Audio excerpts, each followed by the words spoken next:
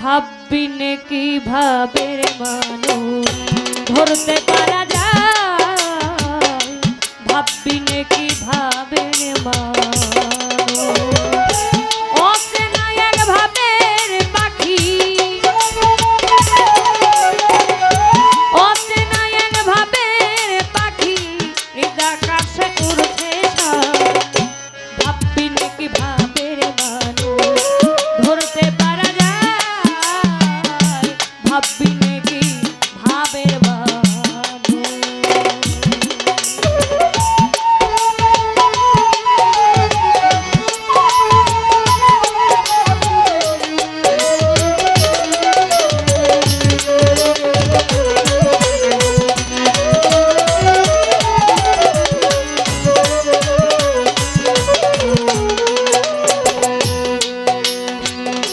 প্রেমময়ের প্রেম মুঠা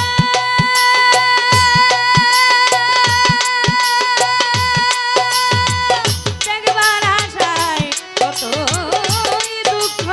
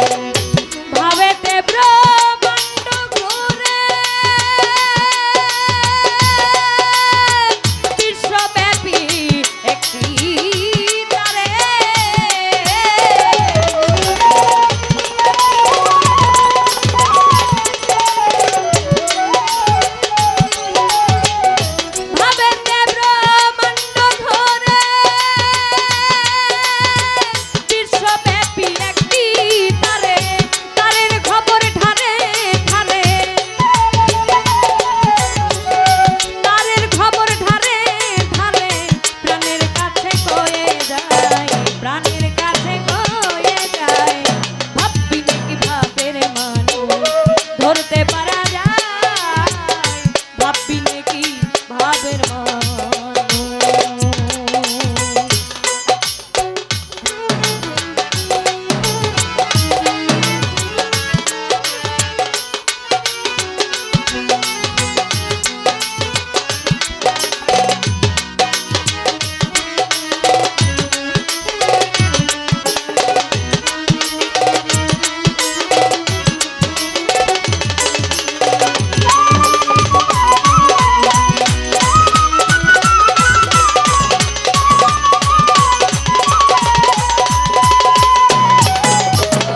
ভাবের সাগর গভীর ভারী, সকলের ঘটে না পারি,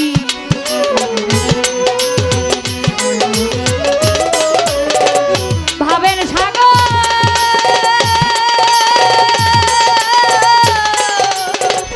গভীর ভারী, সকলের ঘটে না পারি, প্রেমিকেরই ভাঙা তরি, প্রেমিকেরই ভাঙা তরি ভিনবা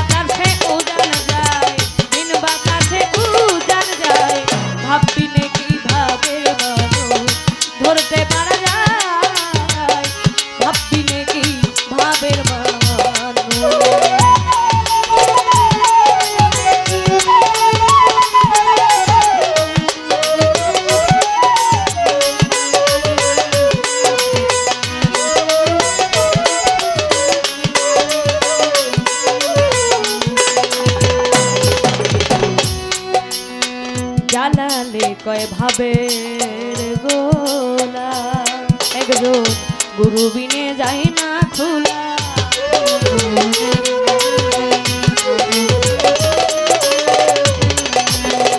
জানালে কয় ভাবের গোলা, একজন কামেল গুরু বিনে যায় না খোলা। দুই চোখে পড়েছে ধুলা, মন মজলো না চরণ সেবা। আসলে মনটা তো কারো কথা শোনে না, এই মনটাকে বাঁধতে হইলে একজন কামেল মুর্শিদের প্রয়োজন। আমাদের কাদরিয়া তরিকার ইমাম সাহেব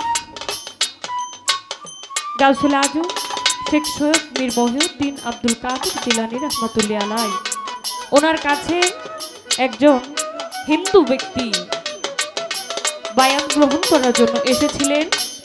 যখন বায়াত গ্রহণ করে তখন বলেছিল, যারা আমার এই বিষয়টা দেখেছেন দয়া করে আমার ফ্যামিলিতে এটা কেউ জানাবেন না, কেননা তিনি ছিলেন হিন্দু, আর হিন্দু ফ্যামিলিতে কেউ যদি মুসলমান হয় তাহলে কি হিন্দু পরিবার থেকে তাকে কি ত্যায্য করে দেওয়া হয়। তখন বলে, আমার বিয়ের উপযুক্ত একটা মেয়ে আছে, তাই আমার পরিবারের লোকজন যদি জানতে পারে যে আমি মুসলমান হয়েছি তাহলে কি আমার মেয়েটাকে বিয়ে দিতে পারবো না। এজন্য তিনি বলেন,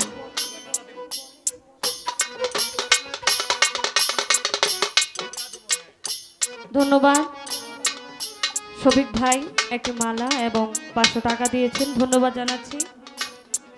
ভাইয়ের সাথে যারা আছেন তাদেরকেও ধন্যবাদ। যে কথাটা বলতেছিলাম তা আসলে বাবা ছোট্ট করে একটু আলোচনা রাখতে চাই, কেননা এখানে জালাল খা বলেছেন একজন গুরু বিনে কি ভাবের গোলা খোলা যায় না, একজন কামিল মুর্শিদের প্রয়োজন। কি হয়, যে কামিল মুর্শিদের প্রেমে মজতে পারে তারে কখনো চিতার আগুনে পোড়াইতে পারে না। সেই হিন্দু ব্যক্তি যখন মারা যায় তখন তার পরিবারের মানুষ, হিন্দুরা মারা গেলে যেমন চিতাই নেয় ঠিক তেমনি ভাবে চিতার আয়োজন করে তাকে যখন চিতায় রাখতে যায় তখন ওই কাঠে যখন আগুন ধরায় একবার, দুইবার, তিনবার, এরপরে আর আগুন একবারও ওই গায়ে আগুন ধরে না, আগুন লাগে না। এরপর হিন্দু পরিবারের লোকজন চিন্তা করলো, এই সম্প্রদায়ের লোক যদি আমরা পুরাইতে না পারি তাহলে কি জলে ভাসিয়ে দিতে হবে। সেই আয়োজন করে আবার জলে ভাসিয়ে দেয়। তখন আবার বড় পীর আব্দুল কাদের জিলানী রহমাতুল্লাহ আলাইহি দেখে তার ভক্ত পানিতে ভাসতেছে, ওই লাশটাকে এনে কবর দাফন করে। তো বাবা এখানে বোঝাইতে চাইলাম, একজন ভক্ত যে প্রকৃত ভক্ত তার মুর্শিদের প্রেমে পড়তে পড়তে আঙ্গার হয়ে যায়, তাকে কি দুনিয়ার কোনো আগুন ছুঁইতে পারে না। সেই ভক্ত কয়জন হইতে পারে? সেই ভক্ত হওয়ার জন্য কিছু দিক নির্দেশনা থাকে, আমাদের জীবনে চলার জন্য যেমন কিছু নিয়ম থাকে। বাবা যান, এই দুনিয়াটা 2 দিনের মাত্র, এই দুনিয়াতে আসলাম আর গেলাম, যদি কিছু না করতে পারি তাহলে সব কিছু বৃথা। এই মানব জনম আবার হবে কি না? তাই এই যে জনম পেয়েছি সাধের জনম, এই ভবের জনম যেন বৃথা না যায়, তাই একজন কামেল মুর্শিদের প্রয়োজন। কি ওই গুরুর উপাসনা নিয়ে ওই মোতাবেক চললে এই দেহের এই আত্মার মুক্তি হতে পারে। এখান থেকেই ব্যাপার।